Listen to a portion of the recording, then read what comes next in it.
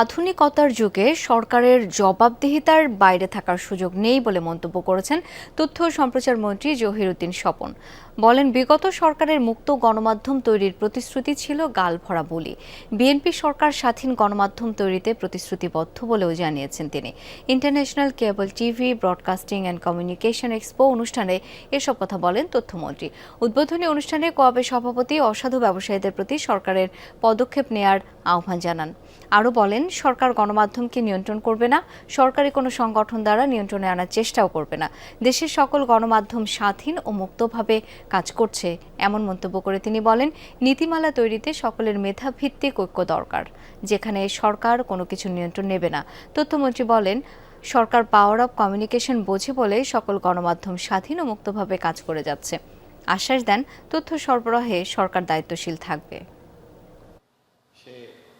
তথ্য প্রবাহের বাইরে তারেক রহমানের সরকার আমরা খুব ভালো করেই বুঝি, এটি এখন আর গালভরা বলি নয়, এটি একটি অবশ্যই পালনীয় শর্ত। আধুনিক গণমাধ্যম ব্যবস্থাপনার মধ্যে সমস্ত অংশীদারদের পারস্পরিক স্বার্থ সংরক্ষণ করে আমরা আমাদের সকলের সম্মতিক্রমে আমাদের রোডম্যাপ, ডিজিটাল বেসড একটা মিডিয়া পলিসি আমরা রোডম্যাপ ডিক্লেয়ার করব এবং যার সব কিছুর অভিভাবক হবে একটা স্বাধীন গণমাধ্যম কমিশন।